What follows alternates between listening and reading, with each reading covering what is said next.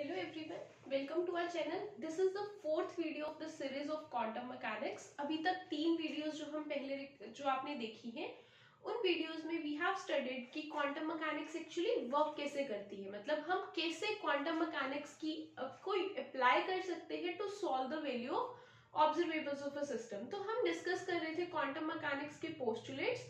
उसमें से हम 3 पोस्टुलेट डिस्कस कर चुके हैं. आज के लेक्चर में हम पोस्टुलेट नंबर 4th और 5th डिस्कस करेंगे.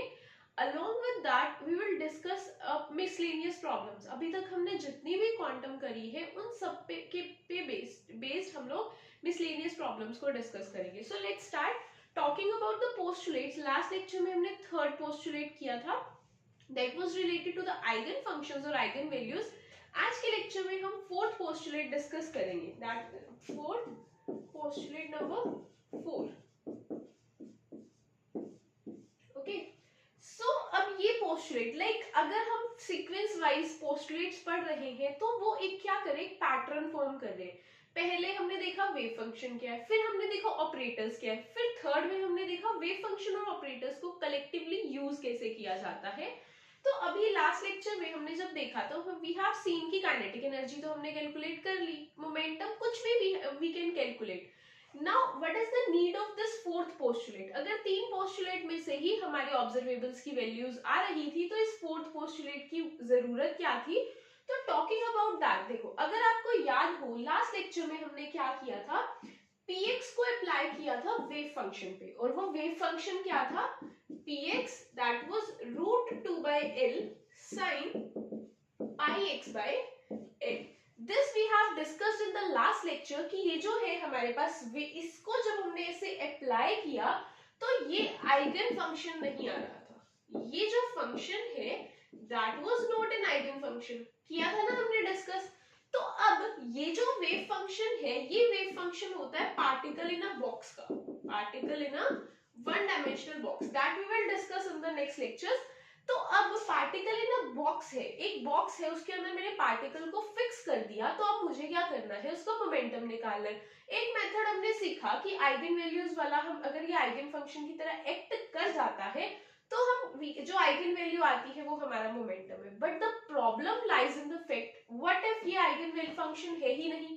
किया ना हमने लास्ट लेक्चर में कि this was not an eigen function. तो अब क्या करेंगे, अब इसके लिए हमें जरूरत पड़ती है पोस्टुलेट नंबर 4 की. अकॉर्डिंग टू दिस पोस्टुलेट, अगर तो कोई फंक्शन आइगन फंक्शन है तब तो हम ऐसे कैलकुलेट कर सकते हैं उस ऑब्जर्वेबल की values.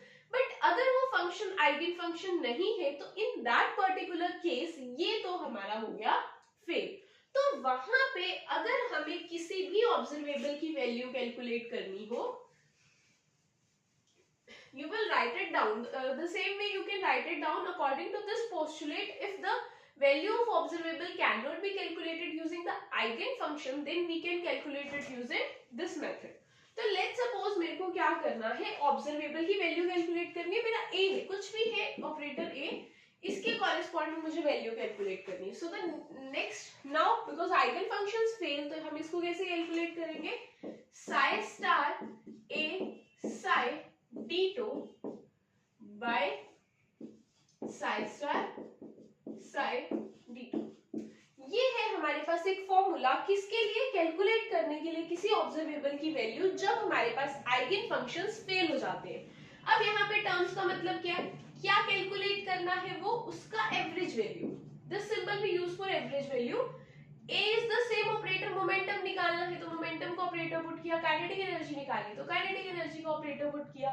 psi is the wave function that we have chosen. वो अब देखो आइगन पे तो अप्लाई नहीं था बट यहाँ तो हम सॉल्व कर सकते हैं. ये हो गया उसका कॉम्प्लेक्स कॉन्जुगेट.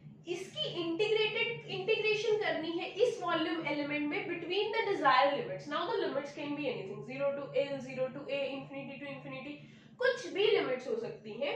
और इसको डिवाइड करना है साई स्टार साई d2 से. ठीक है, तो अगर आइगन फंक्शन फेल होते हैं तो ऐसे कैलकुलेट करते हैं. इसमें एक स्पेशल केस है, अगर मेरा जो वेव फंक्शन है साई वो नॉर्मलाइज्ड है.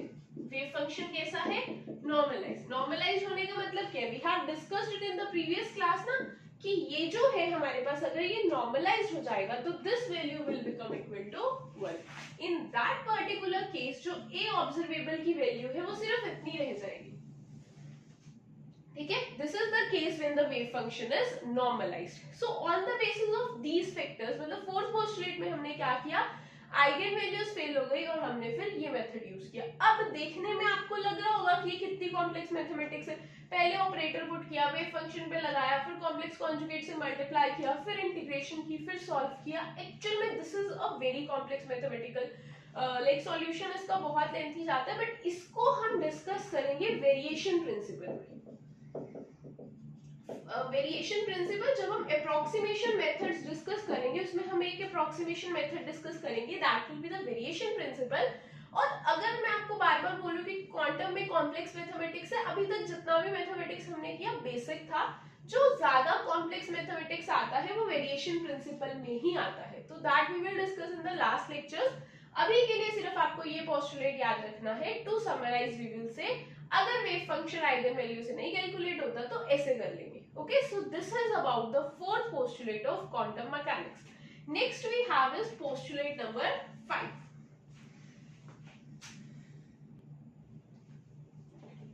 So next we have postulate number 5. This is the last postulate. According to this postulate, ये postulate अभी देखो, अभी हम सीक्वेंस में पढ़ रहे थे, फोर्थ postulate में हमने वो डिस्कस किया कि अगर आइगन वैल्यूज फेल हो जाती है तो हम क्या करेंगे। Fifth postulate deals with the time-dependent Schrodinger wave equation. It deals with the time-dependent Schrodinger wave equation. ठीक है, तो अभी पहले हम डिस्कस कर लेते हैं कि what is Schrodinger wave equation.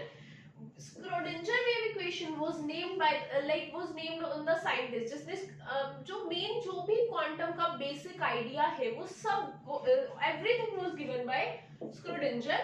और जो भी हम लोग सॉल्व करते हैं लाइक वन इलेक्ट्रॉन सिस्टम के लिए हम क्वांटम मैकेनिक एप्लीकेशंस लगाते हैं, तो उनमें से जो भी हम बेसिक इक्वेशंस लगा के हम सॉल्यूशंस निकालते हैं, that is the Schrodinger wave equation. मतलब क्वांटम मैकेनिक्स का सबसे बेसिक क्या है formula, that is the Schrodinger wave equation. तो what actually Schrodinger wave equation is, जैसे सपोज अब we have discussed in the last lecture ना कि हमारे पास जो H है, ये हमने सेकंड पोस्टुलेट जब डिस्कस किया था तब हमने डिस्कस किया था H is the Hamiltonian operator when applied on a wave function it gives, ये हम डिस्कस कर चुके हैं कि this is Hamiltonian operator, this is the total energy operator, total energy operator. और Hamiltonian operator is actually a Hermitian operator, या मतलब ये आइगन वैल्यूज को सेटिस्फाई करता है। तो इसको जब वेव फंक्शन पे अप्लाई किया तो मुझे अगर इस फॉर्म में ये वैल्यू मिल गई, तो ये एक कैसा फंक्शन है, आइगन फंक्शन। सेम ही तो है, हम क्या करते हैं किसी ऑपरेटर को वेव फंक्शन पे अप्लाई करते हैं, मुझे वेव फंक्शन पूरा का पूरा वापस मिल जाता है, साथ में ऑपरेटर मिल जाता है। तो सेम अप्लाइज हियर, मतलब अगर मैं हैमिल्टोनियन ऑपरेटर को वेव फंक्शन पे अप्लाई करूं, मुझे वेव फंक्शन मिला, साथ में कुछ कांस्टेंट वैल्यू मिली, तो वो कांस्टेंट वैल्यू मेरी क्या है, that is equal to energy. तो अब इसको this is actually the Schrodinger wave equation. इसको हम थोड़ा एडवांस फॉर्मेट में लिखेंगे तो H is the Hamiltonian operator, that is the total energy, that is total energy operator which is equal to the sum of kinetic energy and potential energy. So जो हमारा Hamiltonian operator है that will be minus h cut square upon 2m curly square upon curly x square plus vx equals to, देखो ये क्या हुआ h, ये क्या हो गया काइनेटिक एनर्जी का ऑपरेटर, पोटेंशियल एनर्जी का ऑपरेटर, इस पे अप्लाई कर दिया हमने क्या, वेव फंक्शन, इक्वल में मुझे मिला E psi. This is nothing but the Schrodinger wave equation that is time independent. अभी देखो मैंने ऊपर लिखा है ना टाइम डिपेंडेंट, अभी हम टाइम डिपेंडेंट को डिस्कस करेंगे, बट उससे पहले समझना जरूरी है कि what is time independent Schrödinger wave equation. तो अब आपके सामने ये स्क्रोडिंजर वेव इक्वेशन लिखी है, इसमें ये सारी टर्म्स तो कांस्टेंट है, ये चेंज कर रहा है विद रिस्पेक्ट टू x, मतलब डिस्टेंस के विद रिस्पेक्ट टू हम चेंज स्टडी कर रहे हैं। क्या इस पूरी इक्वेशन में कहीं पे भी टाइम है, क्या कहीं पे भी t लिखा है, नहीं ना। तो हम पार्टिकल की सिर्फ पोजीशन डिस्कस कर रहे हैं कि मेरे पास ये बॉक्स है, इसमें पार्टिकल यहाँ प्रेजेंट है, यहाँ प्रेजेंट है, यहाँ प्रेजेंट है, यहाँ है, कहाँ एक्चुअली में प्रेजेंट है, हम सिर्फ वो डिस्कस कर रहे हैं, मतलब with respect to position we were discussing. But actual में आप खुद सोचो, पार्टिकल है, इलेक्ट्रॉन है, रेस्ट पे तो होगा नहीं, वो क्या करेगा, टाइम के साथ भी मूव करेगा। तो ये जो इक्वेशन है दिस इज टाइम इंडिपेंडेंट, इसमें टाइम नहीं लिया, बट एक्चुअल में हमारे पास एक और फॉर्म होती है स्क्रोडिंजर वेव इक्वेशन की, that is time dependent Schrodinger wave equation. और उस पर्टिकुलर इक्वेशन में, टाइम डिपेंडेंट स्क्रोडिंजर इक्वेशन में, हम लोग टाइम का भी फॉर्मेट लाइक टाइम का भी कोऑर्डिनेट कंसीडर करते हैं। So if any wave function या any particle evolves time, you can write it down. If any wave function evolves change with time, then it is explained using time dependent Schrodinger wave equation, which is given under. So this is the time dependent Schrodinger wave equation. देखो उससे थोड़ी सी different है, the only difference is h is the Hamiltonian operator. Same यहाँ पे जो wave function है वो x का फंक्शन तो है, मतलब वो x पे तो डिपेंड करेगा, along with that ये जो वेव फंक्शन है ये टाइम पे भी डिपेंड करता है। और talking on the right hand side, this is constant, again the change in wave function is noted down with respect to temperature, क्योंकि आपको पता है जब हैमिल्टोनियन ऑपरेटर किया तो इसके अंदर curly square over curly x square वाली टर्म तो आ गई, मतलब x के विद रिस्पेक्ट टू चेंज हमने यहाँ देख लिया और टाइम के विद रिस्पेक्ट टू चेंज हमने यहाँ देख लिया। सो this is the time dependent Schrodinger wave equation. But the best part is ये जो है ना ये इक्वेशन ये बहुत कॉम्प्लेक्स है, लाइक जब हम इसको सॉल्व करते हैं तो जो इसके सॉल्यूशंस आते हैं वो काफी कॉम्प्लेक्स होते हैं। तो ये जो पार्ट है particularly time dependent Schrodinger wave equation का, this is never asked in any competitive exam. ज्यादा से ज्यादा आपसे ये पूछ लिया जाएगा कि what is time dependent Schrodinger wave equation. ये जो इक्वेशन लिखी है आपको बस इसकी फॉर्म याद होनी चाहिए कि हाँ इसको हम ऐसे लिखते हैं, अदरवाइज इसका फर्दर सॉल्यूशन, इसका एप्लीकेशन आज तक किसी कॉम्पिटिटिव एग्जाम में नहीं पूछा गया, बिकॉज इसके जो सॉल्यूशंस है वो काफी ट्रिकी है। So that's about the postulate of quantum mechanics. तो अभी तक हम 5 पोस्टुलेट कर चुके हैं, उन पोस्टुलेट के बेसिस पे या जो भी हमने बेसिक इंट्रोडक्शन की है उसके बेसिस पे next we will discuss some questions. So this is a question, previous year question है, ये आपको जब हर्मिशियन ऑपरेटर्स डिस्कस करवाए थे तब मैंने प्रैक्टिस के लिए दिया था। क्या है question, identify operator that is not Hermitian, वो ऑपरेटर बताओ जो हर्मिशियन नहीं है। तो इस पे हम अप्लाई करके देखते हैं। हर्मिशियन के लिए हम क्या करते हैं, इनका डेगर लेते हैं, तो डेगर लेंगे, h तो कांस्टेंट है, डेगर से बाहर आ जाएगा, h cut, and we have 1 upon iota dagger and we have d by dx का डेगर। तो आयोटा का डेगर तो क्या होता है, माइनस आयोटा, यहाँ से भी minus minus minus plus, we will get the same function, क्योंकि यहाँ से एक माइनस आया, एक माइनस यहाँ से आया, माइनस माइनस प्लस हो गया और हमारे पास सेम फंक्शन हमें वापस मिल गया। सो ये तो हर्मिशियन है। Talking about this particular wave function, इस पे जब हमने डेगर अप्लाई, ऑपरेटर पे डेगर अप्लाई करा तो ये है डबल डेरिवेटिव, एक बार डी बाई डी एक्स फिर दोबारा से डी बाई डी एक्स। तो जब एक बार डी बाई डी एक्स का डेगर किया तो माइनस यहाँ से आया, माइनस यहाँ से आया, अगेन माइनस माइनस प्लस, और माइनस माइनस अगर प्लस होगा तो then again this operator is Hermitian. Talking about this particular operator, ये तो हमने चेक किया कि हमें सेम रिजल्ट देगा, बट यहाँ से मुझे माइनस मिलेगा। So we have minus iota d curly square over curly x square. तो पहले ये प्लस था, बाद में मुझे माइनस मिला। सो this operator is anti Hermitian in nature, और अगर ये ऑपरेटर एंटी हर्मिशियन है तो ऑब्वियसली हर्मिशियन नहीं है। So this is the correct answer, all these are hermitians. अब ये एक्स स्क्वायर में तो जब डेगर अप्लाई करते हैं x square, so this is also Hermitian. तो मेरे को चेक करना है कि जो हर्मिशियन नहीं है, so the correct answer is option number C, this particular operator is not Hermitian in nature. So the next question we have, this is a question of June 2012 exam. इस question में हमारे पास क्या है, the statement given is for any operator A and its adjoint A dagger. The incorrect statement is, you have to choose the incorrect statement. The statements given are, first is A dagger is Hermitian. ये क्या है हमारे पास, this is hermitian. B क्या है, that is a dagger plus a dagger a, this is hermitian. Third is a plus a dagger is hermitian, and third last one is a minus a dagger is Hermitian. ये 4 statements है. आप इसको pose करके खुद से एक बार try कर सकते हैं क्वेश्चन को. Then you can just tell the answer कि आपका आंसर करेक्ट है या नहीं.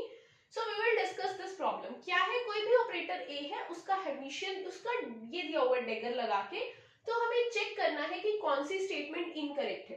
तो पहले देखो ए डेगर, हम कैसे चेक करते हैं हर्मिशियन, इस पे डेगर अप्लाई करके. तो जब इस पे डेगर अप्लाई करा तो एक बार तो ये ऐसे ओपन होगा, फिर ये ए डेगर. हमने किया था ना, जब मल्टीप्लाई होता है तो रिवर्स होके ओपन होता है. So that is a dagger. Start किससे किया, ए डेगर से. मिला क्या, a dagger. So this operator is hermitian in nature. तो ये स्टेटमेंट तो है करेक्ट. ठीक है, आगे क्या है, a dagger plus a dagger a is hermitian. तो इस पे हम लोग डेगर अप्लाई करके देख लेते हैं. तो जब हम इस पे डेगर अप्लाई करेंगे, एक बार ये इधर चला जाएगा, ए डेगर प्लस ए डेगर ऐसे गया. अब इसको सॉल्व करो. देखो ऊपर तो हमने सॉल्व किया, ये भी हर्मिशियन है. Same if you will apply this will also come out to be Hermitian. So this is Hermitian, ये भी करेक्ट है. ए प्लस ए डेगर, क्या ये हर्मिशियन है, चेक करते हैं. इस पे डेगर लगाओ. इस पे जब डेगर लगाया तो एक बार ये इस पे चला जाएगा, मुझे मिला ए डेगर. फिर दोबारा से इस पे लगाया, ए डबल डेगर इज ए. अब ए प्लस ए डेगर प्लस ए, चाहे 3+4 करो चाहे 4+3 करो, सेम आता है ना, क्योंकि बीच में प्लस है. अगर बीच में कोई और साइन होता तो जरूरी नहीं है ऐसा ये चीज एप्लीकेबल होती, लेकिन अगर प्लस है तो चाहे ए प्लस ए डेगर करो चाहे ए डेगर प्लस ए करो, it will always give the same answer. So this is also Hermitian. Last part है हमारे पास, that is a minus a dagger का डेगर निकालना है. तो एक बार तो क्या जाएगा, ए डेगर, दूसरी बार क्या जाएगा, ए डेगर का डेगर. So that is a dagger minus a. अब स्टार्ट किससे किया, ए माइनस ए डेगर से, और लास्ट में क्या मिला है हमें, लास्ट में we have a dagger minus a. तो solving it we will get, यहाँ पे माइनस कॉमन लेंगे तो हमें मिलेगा ए minus a डेगर.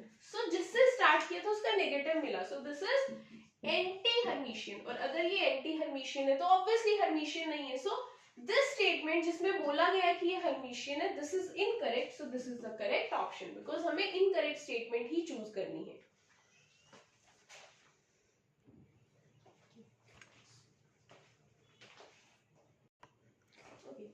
These are the two questions that we have to solve. Question क्या है, लीनियर मोमेंटम हमें निकालना है एक पार्टिकल का जिसका वेव फंक्शन ये. अब अभी तो देखो हमें पता है हम क्वांटम कर रहे हैं, हमने सिर्फ अभी तक आइगन फंक्शंस ही स्टडी किए हैं, तो बहुत इजीली माइंड में क्लिक करता है कि ये वेव फंक्शन है, हम इस ऑपरेटर को इस पे अप्लाई करेंगे. बट जब हमने एग्जाम देना है, उस एग्जाम में 120 क्वेश्चंस है. 120 क्वेश्चंस में से ऑर्गेनिक भी है, फिजिकल भी है, इनऑर्गेनिक भी है, फिर टॉकिंग जस्ट अबाउट फिजिकल के भी 10-11 यूनिट्स है.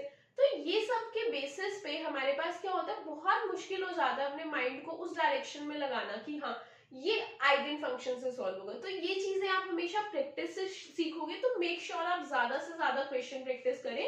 तो ये क्या है, हमें लीनियर मोमेंटम निकालना है, वेव फंक्शन गिवन है. तो अब मुझे पता है कि मैंने क्वांटम में ये स्टडी करा है अकॉर्डिंग टू पोस्टुलेट नंबर 3 कि अगर मैं लीनियर मोमेंटम का ऑपरेटर, अगर मेरा जो लीनियर मोमेंटम का ऑपरेटर है that is minus iota h cut curly by curly x, इस वेव फंक्शन पे अप्लाई कर दूं और मेरा ये constant plus wave function multiply by wave function मिल जाए, तो हम इसको डायरेक्टली सॉल्व कर सकते हैं ना.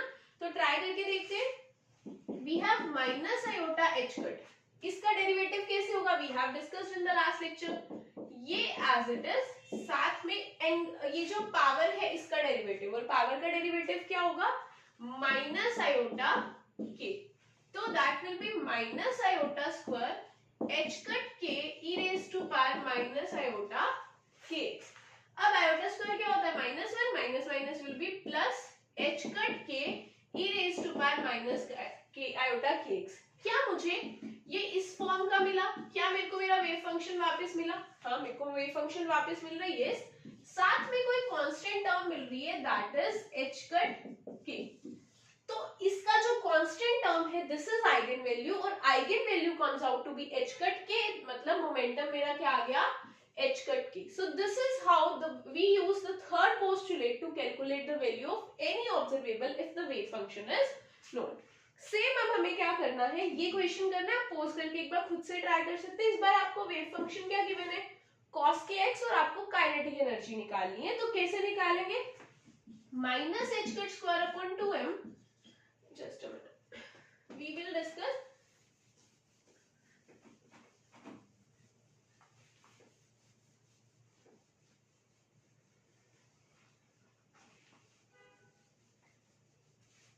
We have minus h cut square upon 2m curly square upon curly x square on cos x. क्या करना है, cos के x पे अप्लाई करना है. तो डिस्कस करते हैं. That is minus h cut square upon 2m double derivative. पहले सिंगल करके देखते हैं. cos का डेरिवेटिव क्या होगा, sin x, sin kx with a negative sign. But the thing is यहीं पे इसको नहीं छोड़ देना, एंगल का भी डेरिवेटिव करना है, और एंगल का डेरिवेटिव क्या आ जाएगा, k. दोबारा डेरिवेटिव करेंगे तो वी हैव, ये बाहर आ गया, minus minus plus, we have h cut square upon 2m curly by curly x of sin kx. sin kx क्या होगा, cos kx, और फिर से दोबारा से k बाहर. तो अब इसको थोड़ा सा रीअरेंज करके हम लिख लेते हैं. That is k square h cut square upon 2m cos kx. तो क्या ये a psi की फॉर्म का बन रहा है, psi क्या था, cos kx. क्या मुझे मेरा वेव फंक्शन वापस मिला, यस मिल गया वापस. क्या साथ में कोई कांस्टेंट टर्म है, हाँ, साथ में कांस्टेंट टर्म है. That is k square h cut square upon 2m, और ये जो कांस्टेंट टर्म है this is nothing but the eigen value. Eigen value क्या देती है हमें, अगर हमने काइनेटिक एनर्जी का ऑपरेटर अप्लाई करा है तो this is what, this is the kinetic energy. Okay, so this type of questions are asked in the exam again and again, और ये स्टैंडर्ड बुक्स के क्वेश्चंस है. तो चांसेस आर कि आपको एग्जाम में एग्जैक्टली सेम स्टेटमेंट भी मिल जाए, बिकॉज स्टैंडर्ड बुक से ही उठाए होते हैं ना क्वेश्चंस. सो ये कुछ स्टैंडर्ड एग्जांपल्स है. Practice, you can practice similar questions like this. Okay, so अब लास्ट क्वेश्चन है एक, that is a question of December 2019 exam. थोड़ी सी कैलकुलेशन उसमें ज्यादा लाइक लेंथी है, I will not say tough है, लेंथी है. तो एक बार आप उसको खुद से सॉल्व करने की ट्राई करना, नहीं तो मैं अभी इसी लेक्चर में डिस्कस कर रही हूँ, देन नहीं तो you can cross check. So this is the question. This is the question of December 2019 exam. But it says function which is not eigenfunction of the indicated operator. हमें ना operators given है ये, functions given है ये. हमें क्या करना है, हर एक फंक्शन को ऑपरेटर पे अप्लाई करके देखना है और चेक करना है कि क्या ये आइगन फंक्शन है या नहीं.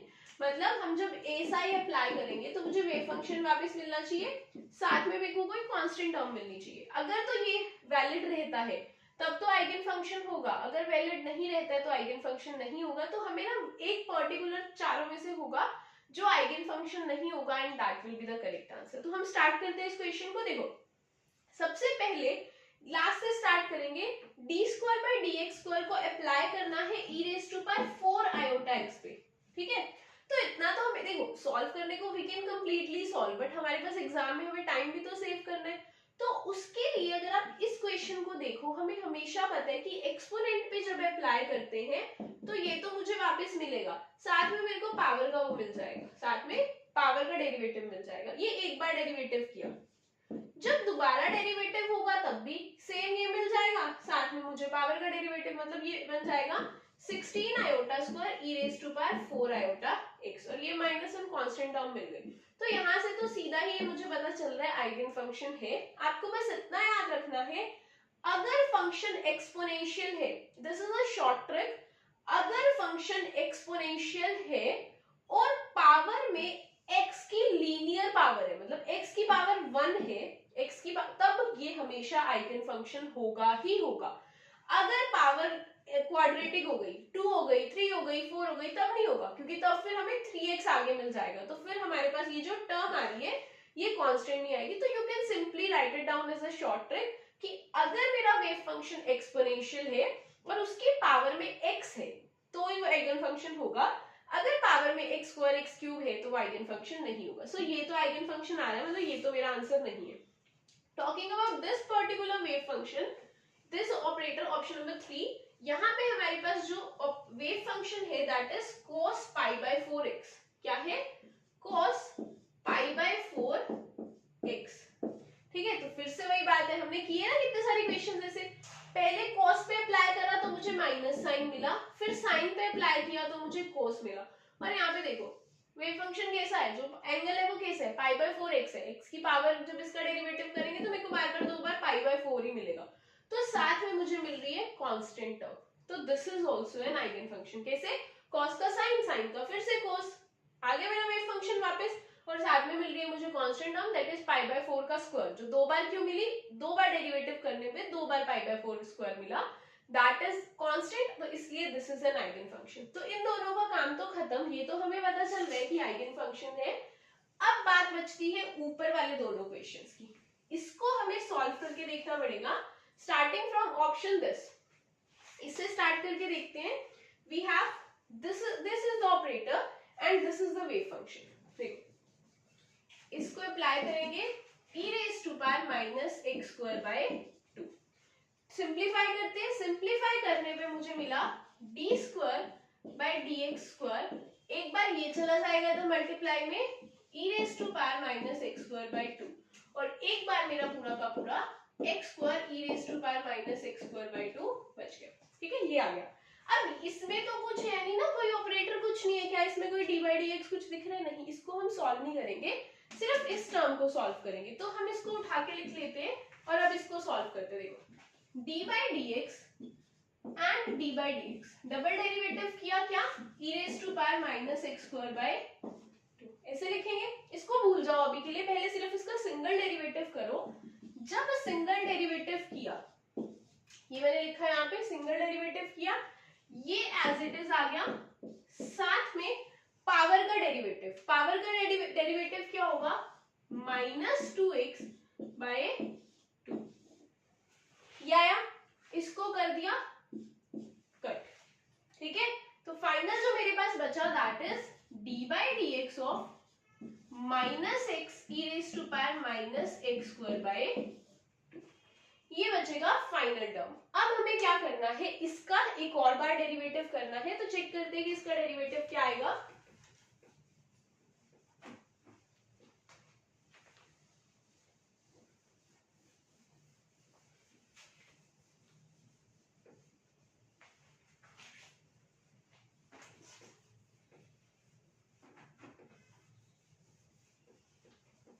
ठीक है, चलो अब इसका डेरिवेटिव चेक करके देखते हैं। ये देखो यहाँ पे दो फंक्शंस है, एक बार x है और एक बार x है। यहाँ लगता है हमेशा प्रोडक्ट रूल, तो जब भी डिफरेंशिएशन पे प्रोडक्ट रूल लगाते हैं तो क्या रूल होता है, एक तो पहले माइनस लिख लो कॉमन बाहर, ये है product rule. Product rule says ये मेरा फंक्शन नंबर 1 है और ये फंक्शन नंबर 2 है। एक बार first function as it is, मतलब x as it is, minus तो बाहर चलेगा ही चलेगा, x एज इट इज, इसका डिफरेंशिएशन, इसका डिफरेंशिएशन क्या होगा, -x किया ना हमने, 2x आ जाएगा, ये सेम ही तो आ जाएगा, -x e⁻−x²/2। फिर आएगा प्लस साइन, और अब इसको एज इट इज रखना है, साथ में x का differentiation that will be 1। Okay, तो अब इसको सॉल्व कर लेते हैं। We will get plus x² e⁻−x²/2 plus e⁻−x²/2, और साथ में मेरी जो टर्म थी that was plus x² e⁻−x²/2। ये आया। अब देखो क्या यहाँ पे कोई टर्म कैंसिल हो रही है, नहीं ना, टोटल सॉल्व करके मेरे पास ये आ जाएगा,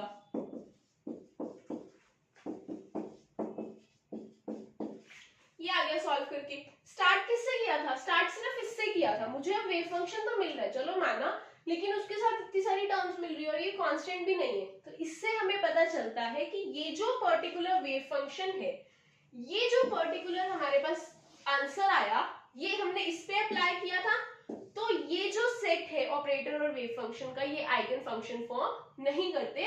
so this option is correct. Okay, option number 1 था, उसमें क्या था, जो यहाँ पे है दिस इज माइनस, जो ऑपरेटर था हमारा उसमें माइनस था, तो आप उसको एक बार सॉल्व करके ट्राई कर सकते हैं। उसमें क्या होगा, ये दो टर्म्स कैंसिल हो जाएंगी, फर्स्ट और लास्ट वाली टर्म कैंसिल हो जाएगी, सिर्फ ये बचेगा। तो आप उसको सॉल्व करके ट्राई करना, you will get an eigen function from that particular option. Okay, तो talking about the 4 options, first third और फोर्थ में तो आइगन फंक्शन बन रहा था, सेकंड में नहीं बन रहा था, तो इससे हमें ये पता चलता है कि ये वाला जो आंसर है ये आइगन फंक्शन नहीं है, and this is the correct option. This was a question in December 2019 exam. In that too, it was asked for 4 marks. 4 number का क्वेश्चन था, तो easily you can solve these questions अगर आपको concept अच्छे से पता है. Okay, so that will be all for today's lecture. Next lecture में हम लोग अभी जो हमने ऑपरेटर्स डिस्कस किए, that was like kinetic energy operator, momentum operator. Next lecture में हम कुछ पर्टिकुलर ऑपरेटर्स डिस्कस करेंगे, दैट इज कॉम्यूटेटर्स डिस्कस करेंगे, हम एंगुलर मोमेंटम ऑपरेटर डिस्कस करेंगे, spin angular momentum operator discuss करेंगे. और उसमें एग्जाम में बहुत क्वेश्चंस आते हैं, आपको शॉर्ट ट्रिक भी बताई जाएगी, उसको सॉल्व करने का इलोंगेटेड मेथड भी बताया जाएगा. सो उसके लिए you have to watch the next video. So that will be all. Thanks for watching.